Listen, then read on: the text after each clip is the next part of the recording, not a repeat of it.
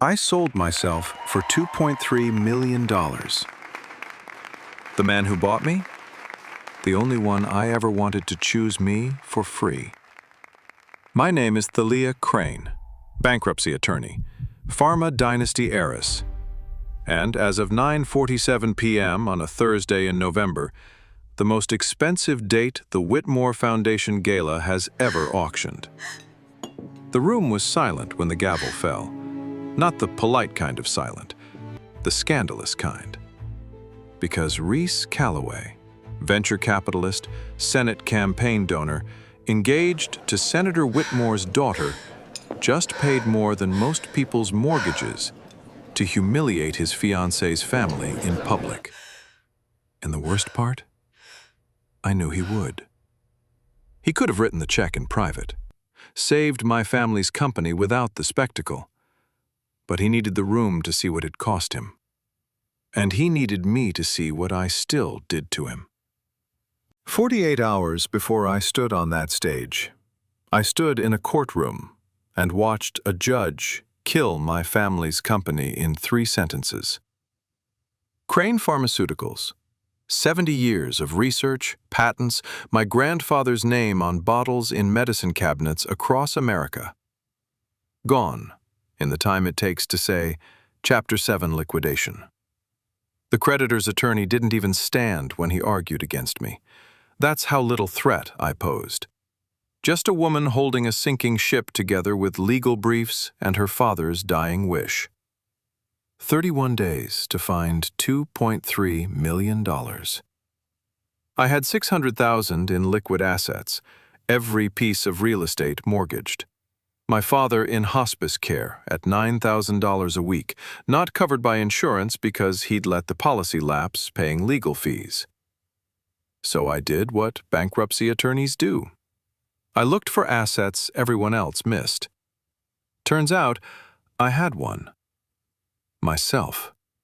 The Whitmore Foundation Gala, old money's favorite charity theater, where hedge fund wives bid on dinners with retired athletes, where CEOs buy dances with Broadway stars, where everyone pretends the transaction isn't exactly what it is. This year, they were auctioning exclusive year-long companionship with Manhattan's elite singles. I qualified. Barely. I bought a $6 magazine with quarters, sat in a bodega that smelled like old grease, and drank coffee from a paper cup. And I filled out the form like it was just another legal document. Name, cause, amount needed. I used my mother's maiden name, Crane Ellis, just different enough that he wouldn't know it was me until I was already on that stage. Because I knew he'd be there. Rhys Calloway, attending with Senator Whitmore's daughter, his fiancée. The man I walked away from 5 years ago is about to marry into the kind of political dynasty that makes his venture capital empire look like a lemonade stand. I told myself I wasn't doing this because of him. That I'd have submitted the application even if his name wasn't on the guest list.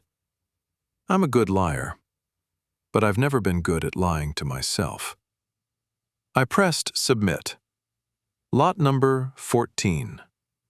Somewhere between inventory and intimacy. 5 years ago, I made a choice. The kind of choice you don't get to unmake. The kind that rewires who you are.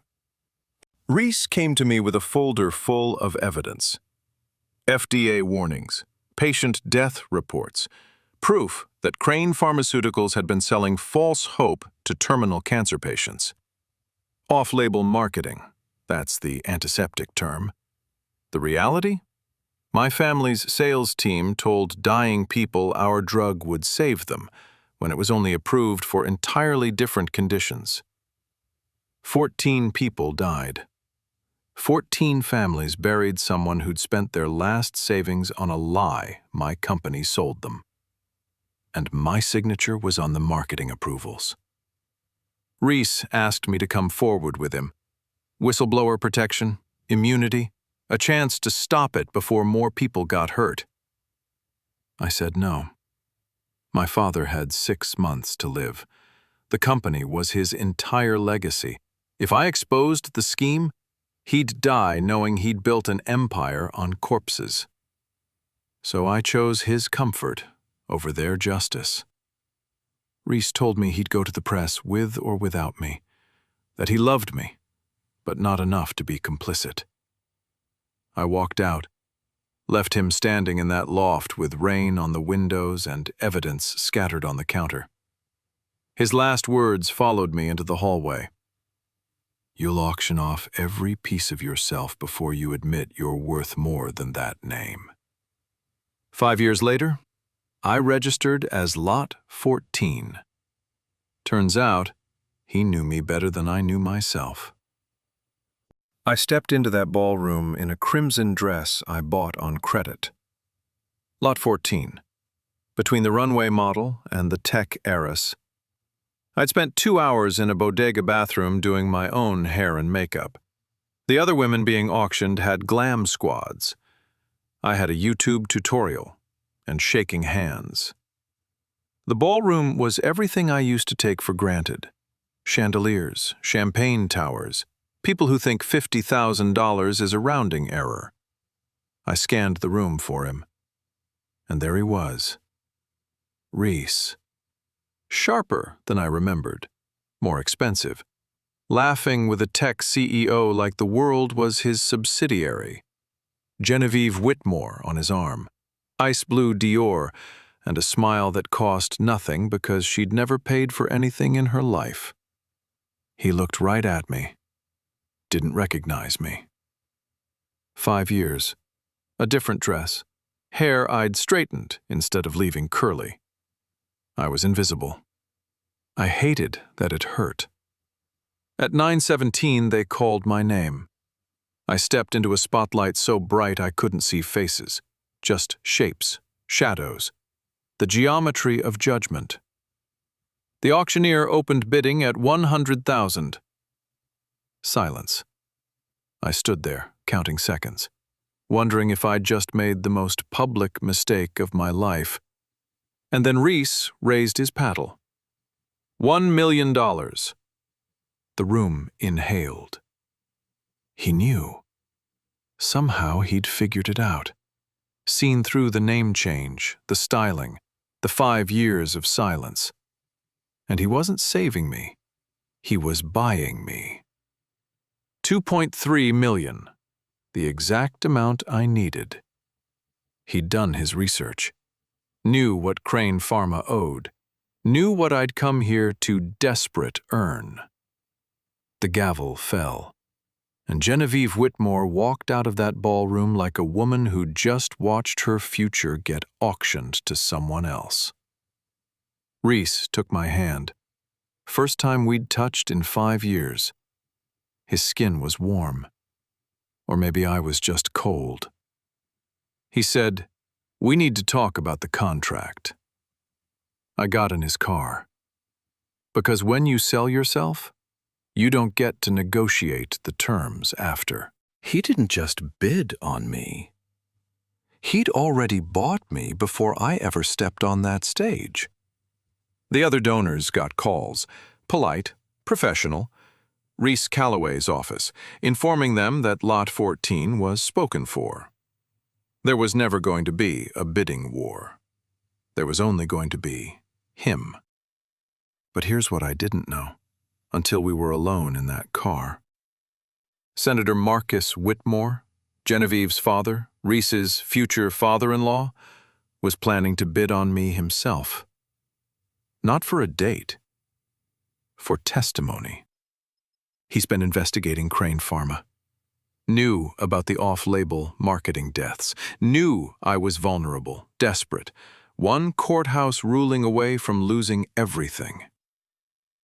He was going to buy me at auction, then trade my year of companionship for a deposition.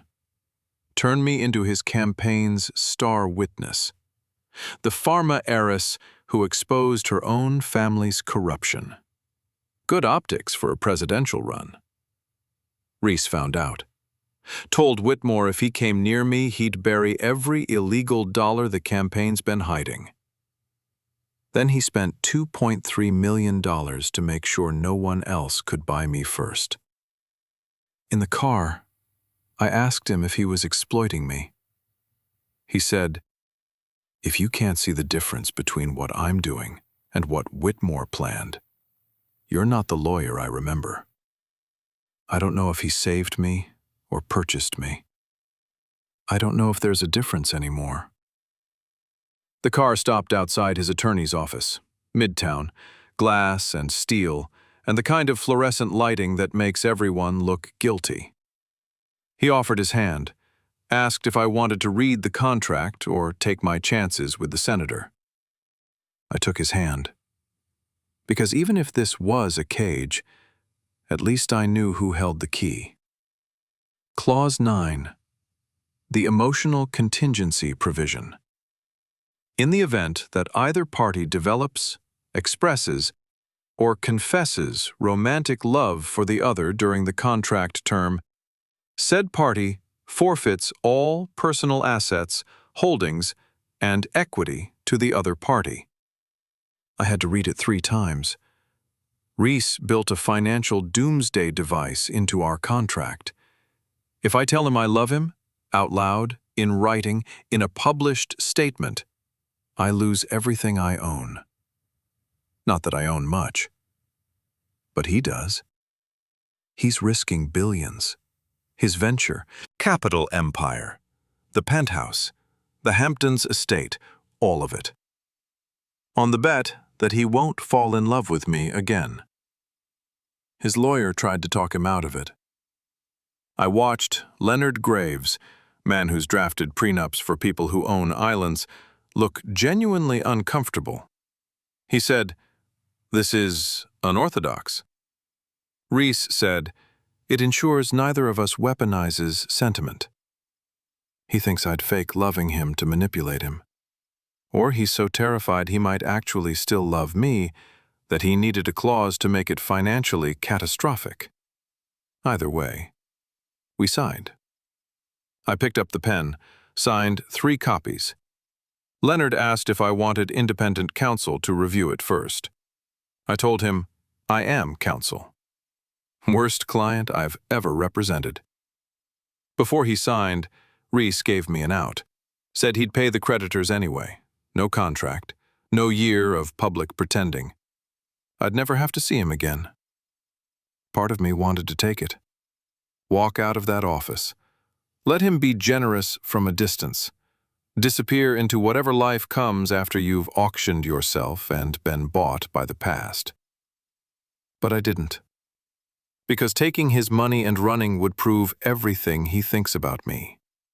That I only stay when it's convenient. That love was always conditional. So I told him to stop offering exits. That I keep my promises. Even when they hurt. His car drove away at 11:34. Left me standing on a midtown sidewalk, holding a contract that says I can't love him for 12 months, or I'll lose everything. The thing is, I don't know if I stopped. Loving him, I mean. I know I walked away. I know I chose my father's lie over his truth. But I never figured out how to stop the part of me that reaches for him in the space between sleeping and waking. The part that still knows the rhythm of his breathing. First event is Saturday. MoMA fundraiser. He's sending a stylist. 12 months. 24 public appearances. 1 clause that says love is the most expensive thing either of us could ever afford. I signed up to be bought. Turns out, I sold the one thing I thought I had left. The right to tell the truth about how I feel. Month 1. Our first public appearance as a contractually obligated couple. Bridgehampton Polo Club, where Manhattan's elite spend $5,000 to watch horses run while pretending they're not watching each other's marriages collapse. Rhys sent a car, a stylist, A white linen dress I'd never buy because I'd never be invited to places that require white linen. I looked like them, like I belonged in his world again. I hated how easily the costume fit. The contract required we attend 24 public events over 12 months. This was number 1. He offered his arm getting out of the car. I took it. And just like that, we were performing. A real estate donor called me Lot 14 to my face. Made a joke about me appreciating in value, like I was stock he'd shorted. Rhys defended me. Said I was the smartest bankruptcy attorney in New York, that I could liquidate the man's portfolio in my sleep. The contract didn't require him to do that. I told him so. He said defending me prevented public humiliation, which was contractually required. Same outcome, different motive. He was lying. We both knew it. And then she was there. Genevieve Whitmore, the woman whose engagement Rhys destroyed when he bought me. Ice blue sundress. New date on her arm. Some chief of staff with a jaw that photographs well and a spine that doesn't. She walked right up to us. Smiled like we were old friends. Contractually obligated happiness suits you. She knew. About the contract, the terms, maybe even about Clause 9. She asked if I was sorry. Sorry I auctioned myself, or sorry he bought me. I didn't have an answer, because I'm both, and neither. If someone paid millions to bind you to them for a year, would you resent them for it? Or would you wonder if they did it because no other bid could have kept you safe? I needed air. Walked to the stables where the horses were, where things smelled real and no one was performing. Rhys followed. I asked him how. He does it. Smiles when they turn him into a punchline. Stands there while his ex-fiancée turns our contract into a public joke. He said you get used to being the story instead of the person. Or you get better at lying. I asked about his father. He'd mentioned him once, weeks ago. Rhys went quiet. Then he said, "He died 3 weeks ago." 3 weeks. He buried his father and didn't tell me. I asked why. Because it's not in the contract. And because I didn't want you to look at me the way you're looking at me right now. How am I looking at you? Like you still care. His hand moved, reached for mine. I saw it, the impulse, the need, the 5 years of muscle memory that still knows the shape of my fingers. He stopped, pulled back, told me we should get back to the tent before people noticed. But they already had. The photo hit page 6 the next morning. Rhys and me by the stables, his hand hovering near mine, my face turned toward his. Headline, Calloway's $2 million revenge date, or rekindled romance. The performance was working. We were convincing. The problem? I wasn't sure we were acting anymore. You can only pretend to feel something for so long before your body forgets you're lying. Month 2, 3 weeks after the polo match, after the photo that asked if we were revenge or romance. Senator Marcus Whitmore called Rhys into his office, the man who was supposed to be his future father-in-law, the man whose daughter Rhys humiliated to buy me. Whitmore had a proposal. End the contract. Walk away from me. Refocus on the Senate campaign they'd planned before I auctioned myself back into Rhys's life. Or else. The or else was me. Whitmore had evidence. Crane Pharma's off-label marketing scheme, the 14 patient deaths, my signatures on the approval documents. He told Rhys he'd leak it all to the Department of Justice if Rhys didn't end our contract. turn me into the next pharmaceutical scandal. Destroy what's left of my name to secure a Senate seat. Rhys didn't tell me this. Not then. I found out later. Much later. Instead of ending the contract, he hired a forensic accountant, told her to verify Whitmore's evidence, find out if I was actually guilty or just convenient. She found emails. My father, Elias Crane, had CC'd himself on every approval I signed. Responded with directives. Thalia will sign as in-house counsel to insulate board liability. He used me. Put my name on documents I didn't fully understand.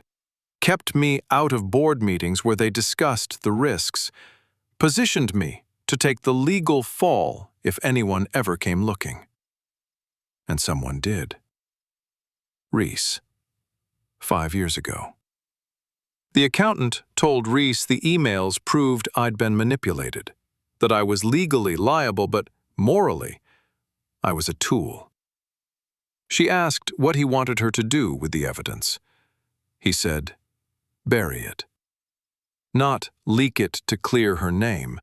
Not use it to prove I was right 5 years ago when I told her to expose the scheme. Bury it.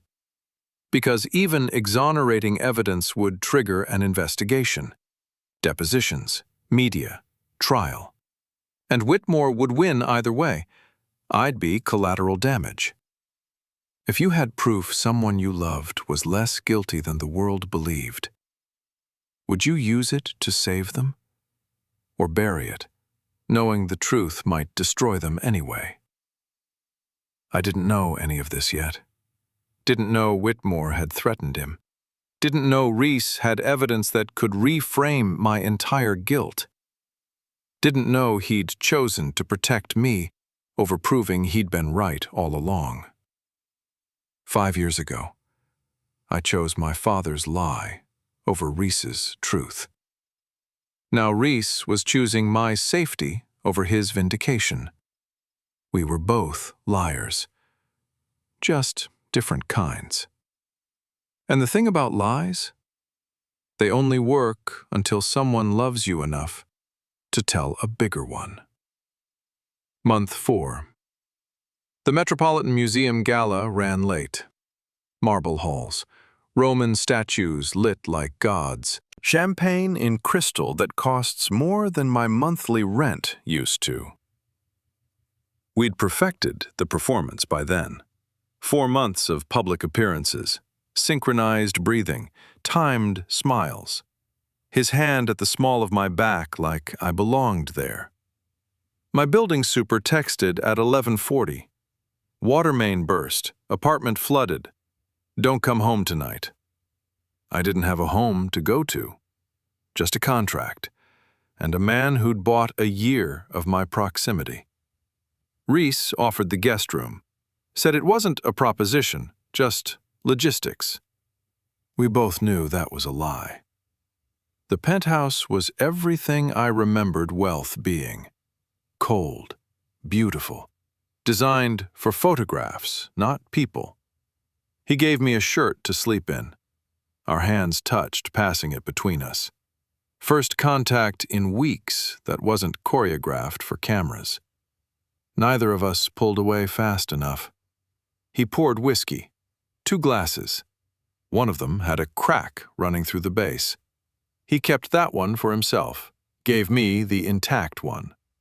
I told him I hated whiskey. He said, I know. You used to drink it anyway. Pretended to like what I liked because you thought that's what love was. He remembered. Every detail. 5 years, and he still knew which lies I used to tell myself. I asked him why he really bought me at that auction. He said he told himself it was to prove a point, that I'd commodified myself exactly like he predicted. Then he said, but that was a lie. I bought you because I needed to know if it still hurt, seeing you, being near you. And it does. I told him the truth, that I didn't choose my family over him 5 years ago. I chose cowardice over courage. I chose the guilt I could live with. He asked what I was choosing now. I said the contract makes sure I don't have to choose. 12 months of mandatory proximity. No risk. That's not true.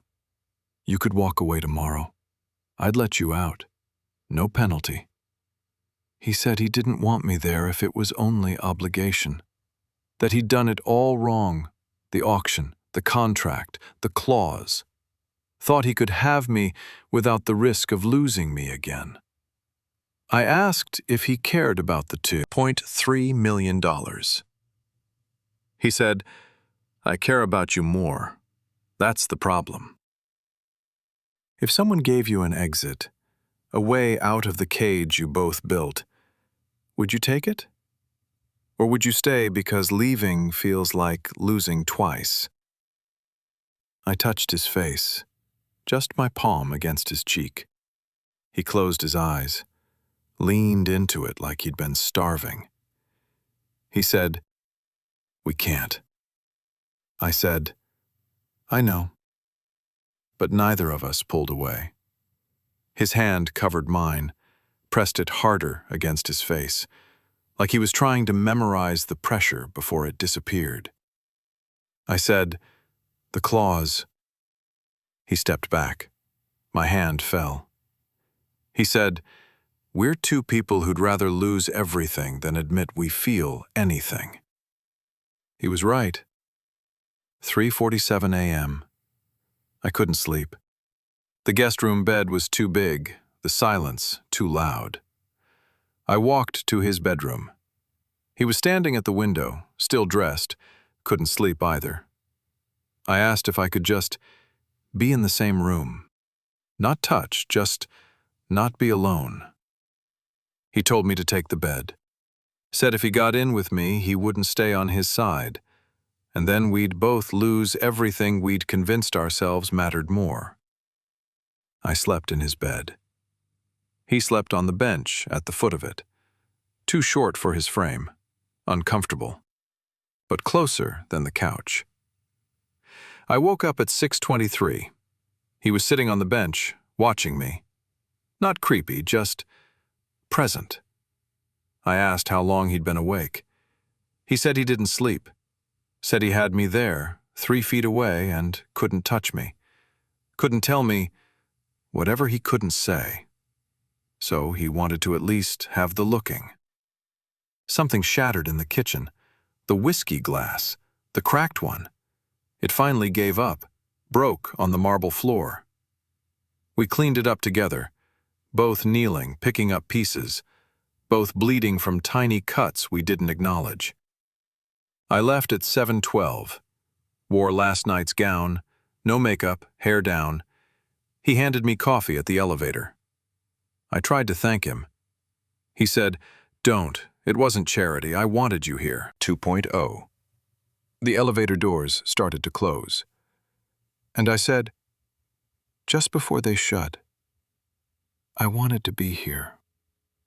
The doors closed, and I left him standing in that cold, beautiful penthouse, alone, with broken glass and the truth we still couldn't afford to say out loud. Month 5. 1 month after the night I slept in his bed while he kept vigil on a bench. 1 month after we admitted wanting each other and did nothing about it. Genevieve hired a private investigator. I didn't know this at the time. Didn't know she'd spent $400 an hour to dissect our contract. Didn't know she'd found Clause 12, the escape clause. Either of us could void the contract with a public confession, print our full names in the New York Times, say explicitly, I am in love with, and it's over. Contract dissolved. Except Clause 9 still applies. Confess love, lose your fortune. And there's a deadline, December 15th. 30 days to use the escape clause. After that, the contract becomes permanent. A year, or death, or marriage. Those are the only exits. She went to Rhys's office, dropped the investigator's report on his desk like a legal grenade, offered him a deal. Confess love in the Times, lose his fortune to me. Then marry her instead. Rebuild the empire with Whitmore money and Senate access. He said no. Then he told her something he should have said a year ago. I never loved you. I'm sorry. She slapped him. I don't blame her. If someone used you for a year, let you believe there was love when there was only strategy, would you want the truth? Or would you rather keep the lie that let you sleep at night? Genevieve asked him if he loved me. He said he didn't know, that he needed to find out. He told her the truth. Finally. But he still couldn't tell me. She warned him. Her father, Senator Whitmore, would want blood. That the deadline was 7 weeks away. And if Rhys didn't confess soon, the senator would make the choice for him. I didn't know any of this yet. Didn't know Genevieve had the contract details. Didn't know there was a deadline racing toward us like a freight train. Didn't know Rhys had finally chosen honesty with someone. Just not with me. All I knew was that when I saw him at the next event, a gallery opening, photographers everywhere, smiles mandatory, he looked at me like he'd lost something. And I looked at him like I'd never find it. We were running out of time. We just didn't know how fast. Month 7, early December. My father called me to hospice at 4 in the morning. The nurse said he was lucid, that his mind was clear, that this was a last gift. I thought I knew what he'd say. Goodbye, I love you, forgive me. The things dying fathers say. But he didn't say those things. Not at first. He told me the truth about the drug scheme, the 14 people who died, that he knew, that he authorized it, that the revenue mattered more than their lives. But that wasn't the worst part. The worst part was what he said next. Rhys Calloway came to me first, before he went to you. Rhys had evidence. He went to my father, gave him a choice, shut down the program voluntarily, or he'd go public. My father agreed, shook his hand, lied. Then he called me into his office, told me Rhys was trying to destroy us out of jealousy, that if I loved my family, I'd end the relationship before Rhys ruined everything. I believed him. I walked into Rhys's apartment that night and I destroyed us, based on a lie. If someone you loved used that love to manipulate you into destroying the person you loved most, could you forgive them? Would you even want to? My father told me he was sorry. That the guilt was his, not mine. That I needed to forgive myself before he died.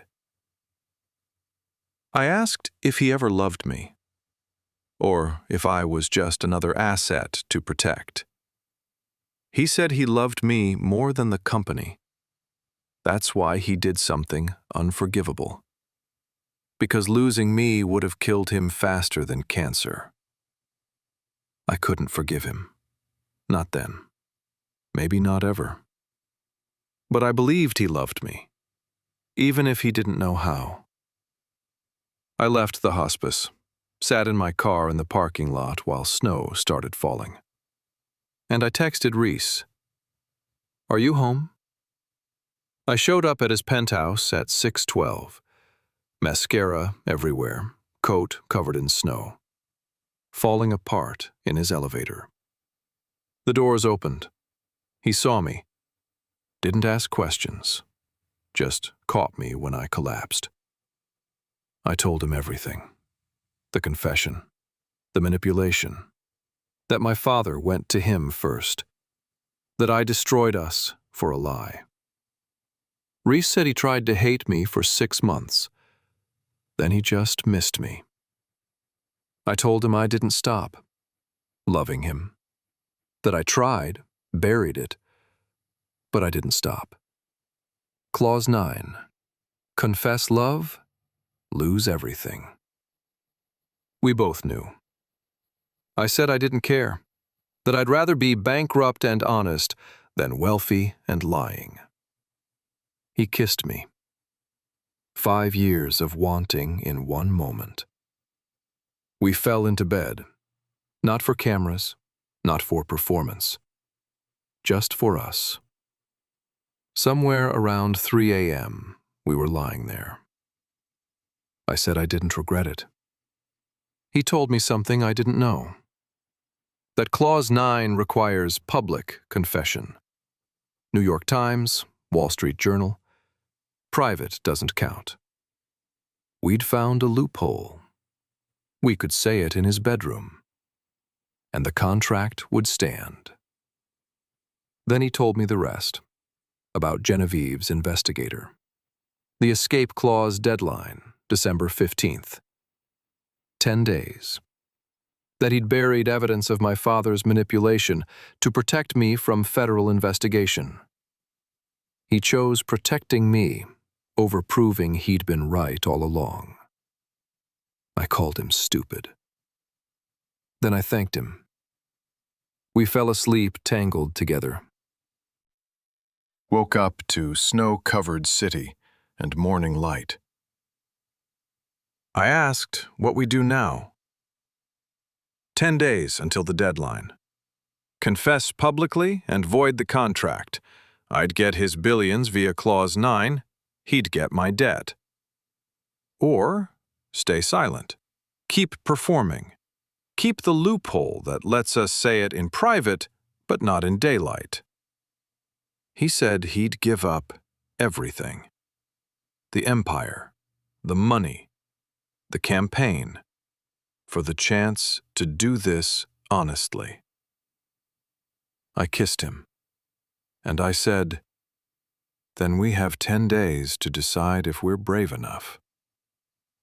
Turned out we weren't the only ones making that choice.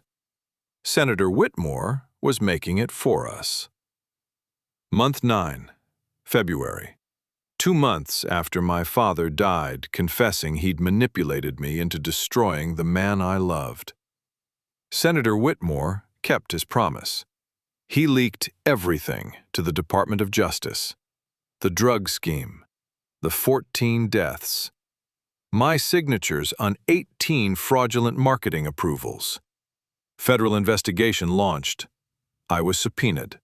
Interviewed for 6 hours in a room with no windows and a prosecutor who looked at me like I'd personally killed those people. Maybe I had. Legally, morally, I didn't know anymore. Rhys called me 17 times the day the story broke. Wanted to hire me a lawyer. $5 million retainer, federal defense legend. I said no.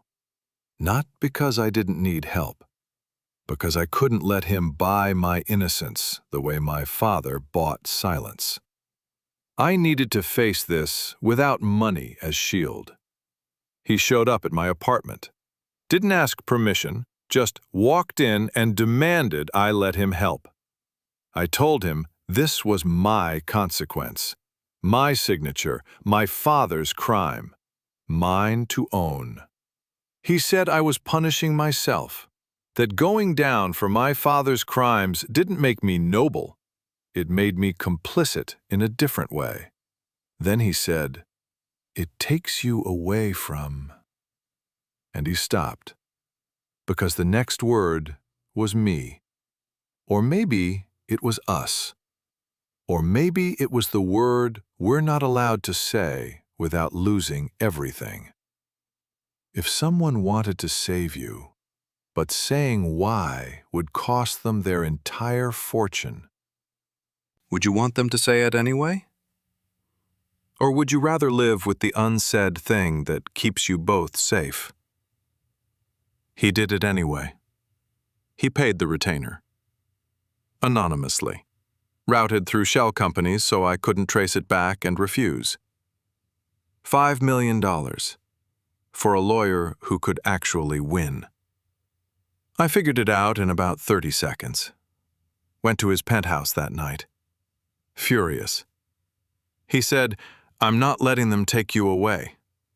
I said, "Because of the contract." He said, "Fuck the contract." First time he'd admitted it didn't matter. That this wasn't about public appearances or legal obligation or protecting an investment.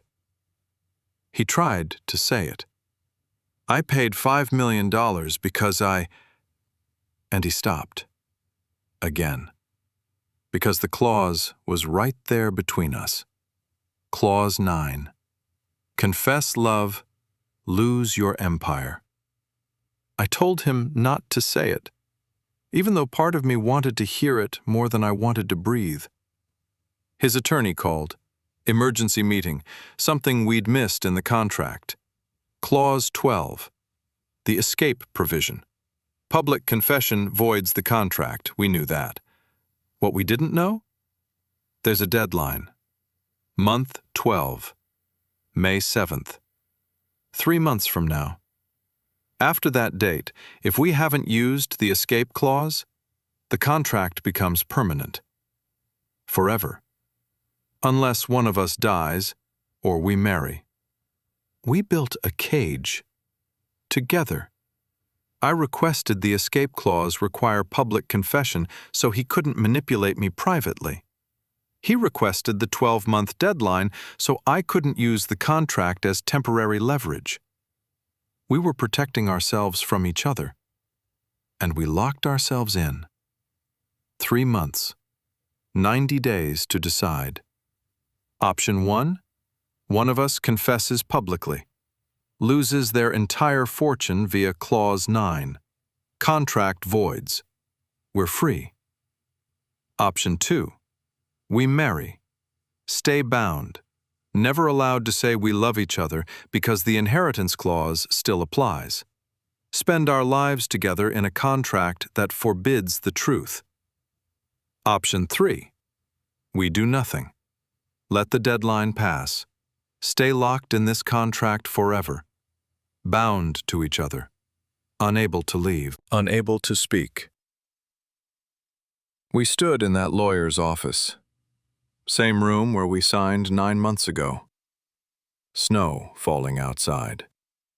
Same snow that fell the night I first stayed over. I asked if he wanted out. He said no. He asked if I did. I said I didn't know what I wanted anymore, except I knew I didn't want to lose him. Again. I told him if we only had 3 months, I didn't want to waste them pretending. He took my hand. First deliberate touch in weeks. And he said, then we stop pretending. 3 months. To decide if love is worth losing everything for. Or if everything we've built is worth never saying it aloud. Turns out, we wouldn't get 3 months. Someone else was about to make the choice for us. Month 10. March. 2 months until the contract becomes permanent. I wrote a letter. 2 a.m. Couldn't sleep. Couldn't stop thinking about the deadline racing toward us like a train we'd tied ourselves to the tracks in front of.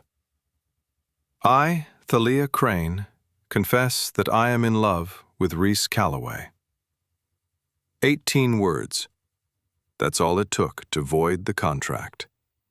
To trigger Clause 9. To lose everything I still owned, which wasn't much, but it was mine. I wrote it out. Legal language, clause references, like I was drafting a motion instead of dismantling my life. Then I folded it, put it in my desk drawer. Didn't send it.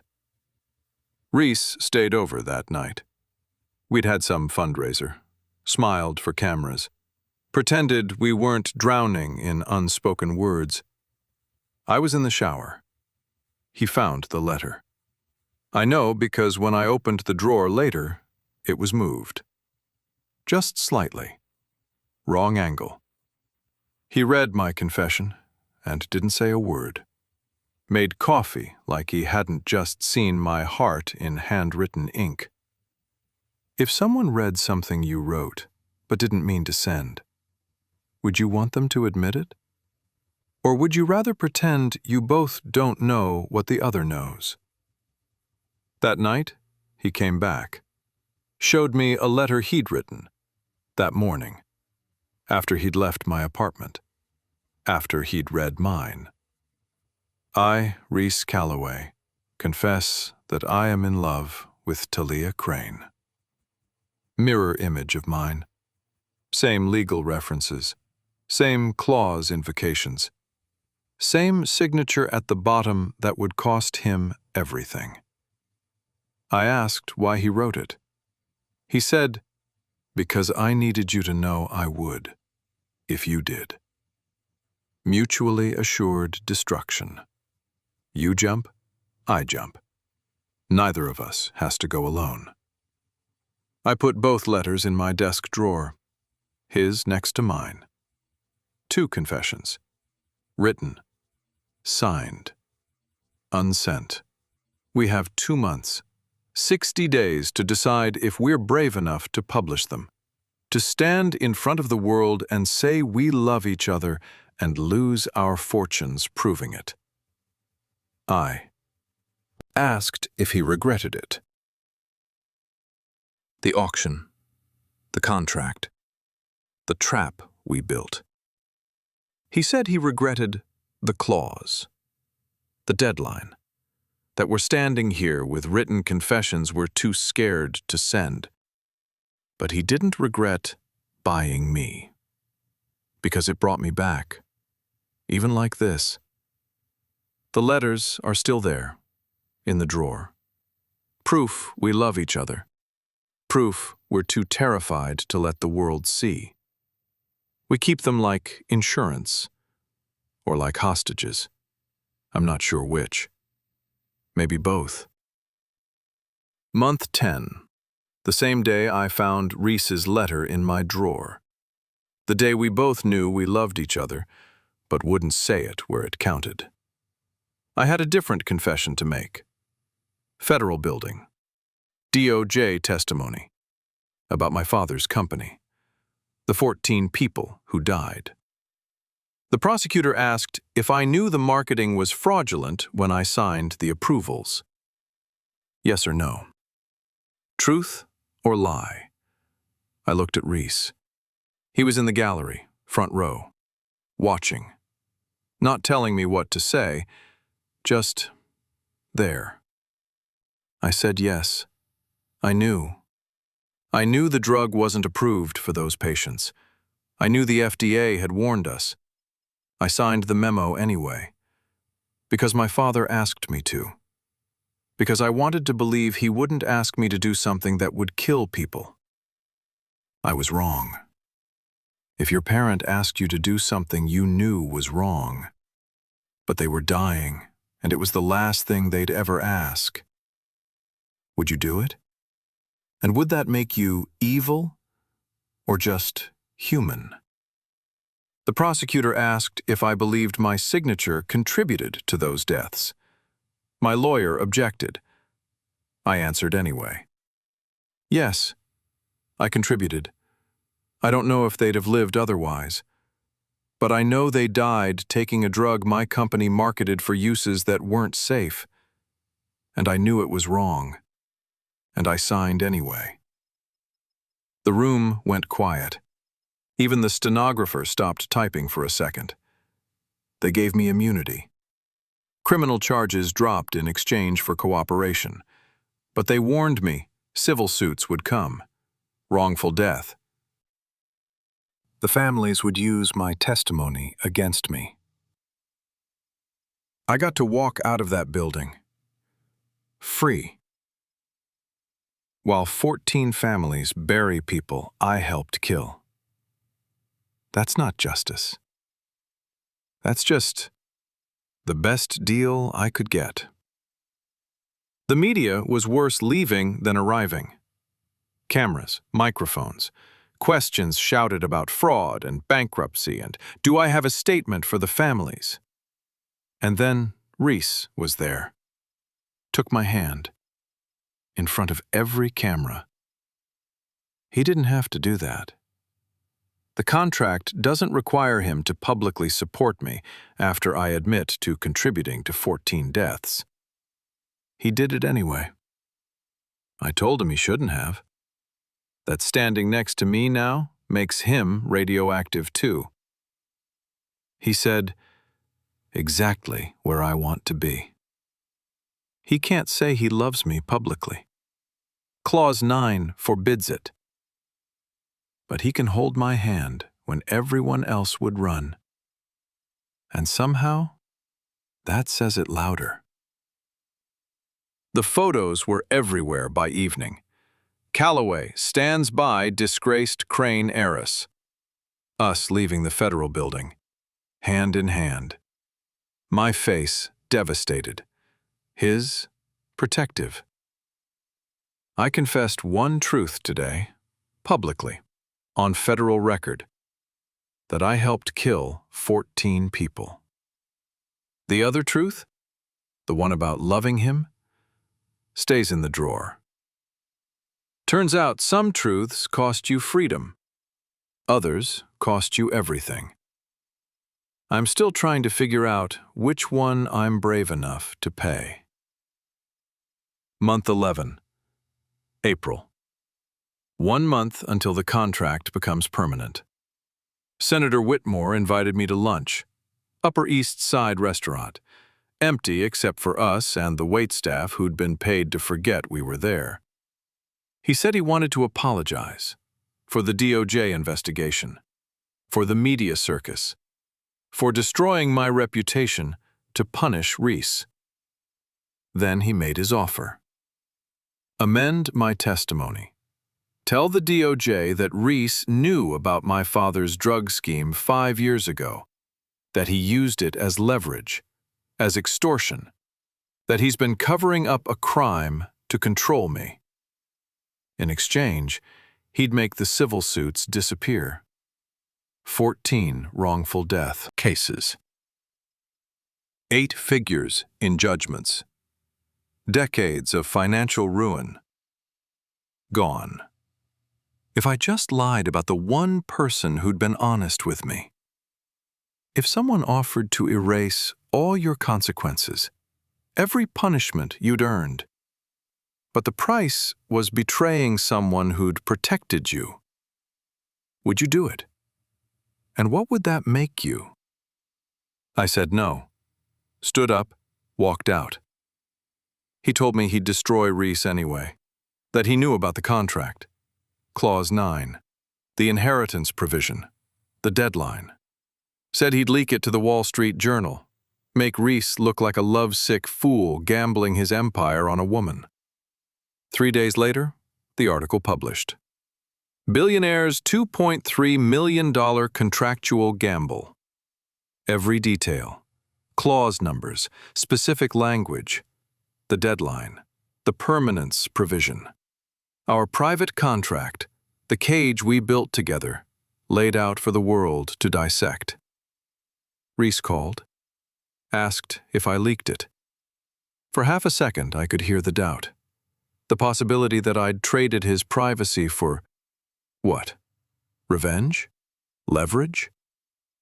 I'd left him a voicemail, warning him, 3 days earlier. He hadn't listened to it. Too many meetings, too many fires to put out. When I told him what Whitmore offered, that I could have saved myself by implicating him, he didn't blame me for the leak. He said, "Don't apologize for refusing to lie." 3 hours later, his board called an emergency meeting. The article made him a liability, a man who'd bet his empire on a contract that could be triggered by 3 words. I love you. 3 words he can't say without losing everything, that I can't say without costing him everything. Whitmore turned our trap into a spectacle. The letters in my drawer, the confessions we wrote and didn't send, they're private. But now the world knows we're one newspaper ad away from mutual destruction. And they're watching, waiting to see which one of us breaks first. Turns out, neither of us would get the chance to choose. Month 11. The Wall Street Journal. Article published in the morning. By afternoon, Rhys's board had voted him out. 75% majority. He was walked out by security. His own company. The empire he built. Gone in a board meeting that lasted 40 minutes. He didn't call me. Didn't text. I found out reading TechCrunch 18 hours later. Calloway ousted from Calloway Ventures after contract scandal. I called him. 4 times. Voicemail. Voicemail. Voicemail. Text. I need space. He was protecting me.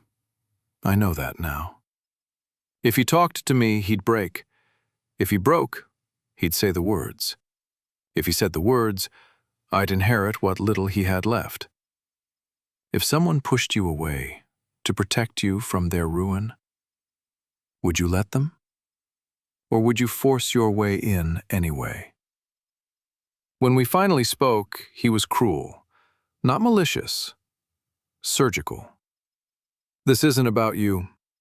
I need to figure out what I'm rebuilding and how. I can't look at you without wanting to say things that would cost us everything. That last one. That was the truth under the cruelty. He wasn't shutting me out because he didn't care. He was shutting me out because he cared too much to risk saying it. We had an event. Small gallery thing, fewer cameras. We're not as interesting now that we're just 2 people destroying each other instead of an empire. A reporter asked if we'd written confessions, if we had letters ready, just waiting for courage. No one knew about the letters. Just us. Someone leaked. Or guessed. Either way, our last private thing became public. I asked him to stop the car. Got out on 5th Avenue. Told him I couldn't do this anymore. Pretend we're okay. Pretend the contract is the only thing keeping us apart. Pretend his cruelty doesn't land just because I understand why he's using it. I told him I don't know how to love someone who won't let me close enough to hurt with them. He said he has $14 million left, and a contract that says if he admits how he feels, I get it all. I said, then start. Over with nothing. We'll do it together. 4 weeks. 4 weeks until the contract becomes permanent. Until we're locked to each other forever without being allowed to say why. I told him I want the truth. Public, costly, ruinous. I want to publish the letter. Both of us, same day. Lose everything and start over honest. He said, let me think about it. Not no, not yes, just the possibility. Turns out we'd run out of time to think. Month 11.5, 2 weeks before the contract became permanent. 14 days before we'd be locked to each other forever without being able to say why. I went to his penthouse, brought both letters, his confession, mine. I asked him to send them with me, to publish together, lose everything together, start over honest. He said no, not because he didn't love me, because he did. and he was terrified I'd leave if the contract didn't legally bind me to stay. He said, "I don't want an escape. I want you to stay because you choose to." But what he meant was, "I don't trust that you'll choose me without legal obligation." If someone loved you enough to trap you, would that be love? Or just fear wearing love's face? I told him the contract wasn't keeping me there, that I'd stayed through everything, the testimony, the scandal, his cruelty, his silence, not because I was legally required to, because I chose him. He said, "For now," like I was temporary. Like I'd wake up one day and decide bankruptcy and being bound to him wasn't enough. 5 years ago, I left. I was 27. My father was dying. I was manipulated. I've admitted I was wrong. I've spent 9 months proving it. But he couldn't see it. All he could see was that I left once, so I might leave again. I gave him a choice. Send the letters, both of us, same day. Confess publicly. Trigger Clause 9, trade ruins. And then he'd know, for the rest of his life, that I chose him when I had nothing to gain and everything to lose. When there was no contract, no deadline, no money, just us. He said, "Okay." We'd send them together. Before we submitted them to the Times, he told me he loved me. Out loud. In his penthouse. No cameras, no clause triggered because it wasn't public yet. Just him and me, and 5 years of words we weren't allowed to say. He said he'd been in love with me since I walked into his office 5 years ago. That he bought me at the auction to see if it still felt the same. It did. I told him I loved him too. That I loved him when I left, when I auctioned myself, when he wrote that insane clause. Through every moment we were forbidden to say it. We sent the email at midnight, both letters attached. Publication date? Next Sunday. 7 days until the world knew. 14 days until we lost everything. We spent that week in his penthouse, the one he was losing, living in the last moments before consequence. Sunday morning, 6 a.m., it published. 2 letters, side by side, same page.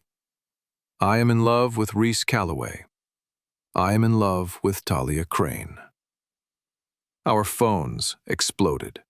Messages, calls, press, lawyers, the world reacting to what we'd just made irrevocable. 2 hours later, we left the penthouse. Last time. Media in the lobby, cameras flashing. Someone shouted, "Was it worth it?" We stopped, turned to the cameras, together, and we said, yes. We walked out of that building hand in hand, into morning light. Ruined, honest, free. The letters were published. The clause was triggered. In 14 days, the assets would transfer.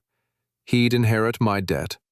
I'd inherit his fortune, then lose it to civil suits. We'd both end up with nothing, except each other. And somehow, that was everything. And somehow, it wasn't enough. The ruin we chose, it was just beginning. Month 12. May 7th. The deadline day. The day the contract would have become permanent if we hadn't published the letters. The New York Times ran them that morning. Sunday edition. Opinion section. 2 fortunes, 1 truth. 2 letters, side by side. Mine, I am in love with Rhys Calloway. His, I am in love with Thalia Crane. By noon, 42,000 people had shared my letter. 68,000 shared his. We were trending on 3 platforms. Forbes called it financial suicide via sentiment. Wall Street Journal, the most expensive I love you ever published. We didn't look at our phones right away. We sat in my kitchen, the cheap one, peeling linoleum, coffee, and mismatched mugs, and we just existed. For the first time in 9 months. No performance. No clause. No contract. Just 2 people who'd just blown up their lives and didn't know yet if they'd survive the blast. I asked if he regretted it. He said, "Ask me in a year." He took me somewhere, wouldn't say where, just told me to wear normal clothes. We took the subway, the F train. He hadn't been on the subway since college. A woman recognized us, older, Latina, reading the Times. Our letters. She said, "Very brave." Told us her husband never said he loved her until he was dying. 40 years married. He said it once.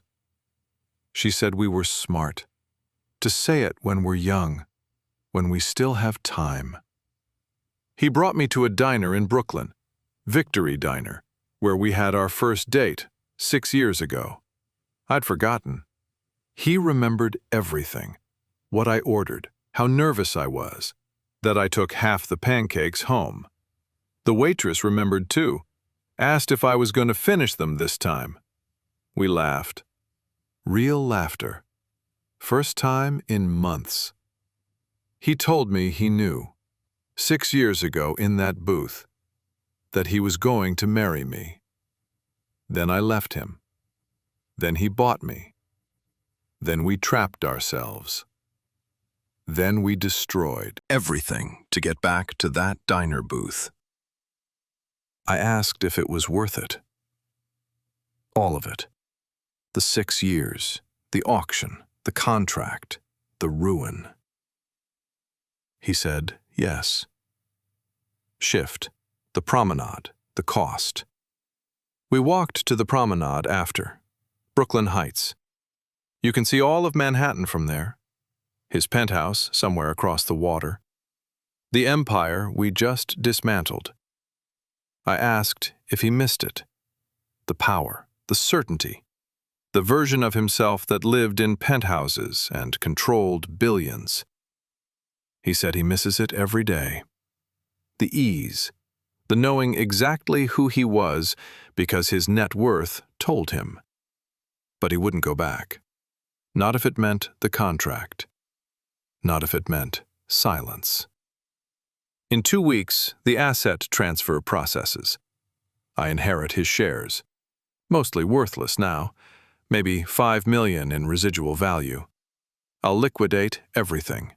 Settle the civil suits. $8.2 million to the 14 families. File bankruptcy for what I can't cover. He inherits my debt. $2 million in personal liability.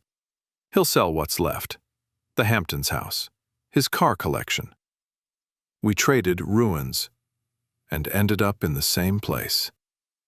Bankrupt. In Brooklyn. Together. We stood there looking at Manhattan, the city that used to be ours. Beautiful. Distant. Indifferent to how much we'd paid, to be honest. And I thought, is this enough? 1 week after the letters published, I was calculating how to split $5 million across $8.2 million in settlements. The math didn't work. My phone rang. Unknown number. Genevieve Whitmore, the woman whose engagement Rhys destroyed to buy me, whose father had been trying to ruin us for 9 months. She asked to meet. We met at La Durée, Upper East Side, pastel macarons and gilded mirrors, and me in jeans from Target. She looked different, lighter, happy. She told me she'd met someone, after the auction, when she was at her lowest. A diplomat, Ukrainian, makes $42,000 a year. Her father hates him. She's never been happier. She said she owed me. That Rhys choosing me set her free from a marriage that would have been strategic at best. Then she gave me a check. $500,000. She called it gratitude for showing her what it looked like to choose love over everything else. We could have used it for ourselves. Settlements, legal fees, seed money to rebuild. But that felt wrong. Like being rescued from consequences we'd chosen. So we gave it to them. The 14 families. The people my father's company hurt. $500,000 on top of the $5 million from liquidating Rhys's shares. $5.5 million toward $8.2 million in settlements. I'm still bankrupt. Still personally liable for the rest. But the families get more than legal minimums. And somehow that feels like the first right thing I've done in years. Before she left, Genevieve told me something. She knew about the letters, the confessions we wrote and didn't send. Her investigator found out months ago. She could have leaked it, destroyed us faster. She didn't, because she read them, and they were real. She said she couldn't weaponize honesty. It would have made her her father. I sent her an email that night. Told her we donated the money to the families, that she was part of something redemptive now. She wanted to help us survive our choice. Instead, we used her gift to help the people we hurt. I don't know if that's noble or stupid. Maybe both. But it's honest. And honest is all we have left. 2 weeks after we gave Genevieve's money to the families, a letter arrived. From my father's estate. Written before he died. Held by his lawyers with instructions to deliver after everything was settled. It was a confession. Full. Unsparing. The drug scheme was his idea. He knew it was fraud. He knew people would die. He did it anyway. But the worst part, the part that broke me, was that he used me as the shield. Put my signature on approvals so I'd be liable if anyone investigated. Manipulated me into leaving Rhys so I wouldn't ask questions. Spent my whole life turning me into a liar like him. But then he wrote something else. I'm giving you permission to let it all go. Love, honestly, the way I never could. Be the person I taught you not to be. He was giving me permission to be different, to choose differently, to not spend my life trying to redeem him. I scattered his ashes that night, out my apartment window. No ceremony, just quiet letting go. I told the wind, you were flawed, you hurt people, you were my dad. I loved you anyway. Goodbye. Then I wrote to the families, all 14, via my attorney. I told them the truth, that my father knew, that I signed without fully understanding, that it doesn't make me innocent. I apologized, not through lawyers, directly, personally. I needed them to hear it from me. It won't bring anyone back. It won't undo the harm. But it's what I can offer. Truth, money, service. Sorry. My father gave me permission to be different. I'm taking it. I'm choosing truth over legacy, people over empire, honesty over comfort, the way he never could, the way I almost didn't. But I did. We did. 6 months after we published the letters, 6 months after we lost everything, we live in Brooklyn now. Bed-Stuy. Brownstone we bought for $340,000. Creaky floors, radiator that clangs, 2 bedrooms. Home. I work as a public defender. $48,000 a year, 16-hour days, overworked and underpaid. And I love it. Rhys consults for ethical tech startups. $72,000 a year. He rides the subway, cooks dinner, says he likes who he is now. I ask him sometimes, in the morning, over coffee, miss the penthouse? He always answers the same way. I miss who I pretended to be in it. This I actually like. But I see it. The flicker. When he looks at our small kitchen. When the radiator clangs, and I know he's remembering silent penthouse heating. When he pays our mortgage, $3,000 a month instead of none. He misses it. Every day. And he'd still choose this. Both things are true. Then a letter arrived. FedEx. From a startup he'd consulted for. Green Horizon Analytics. They'd gone public.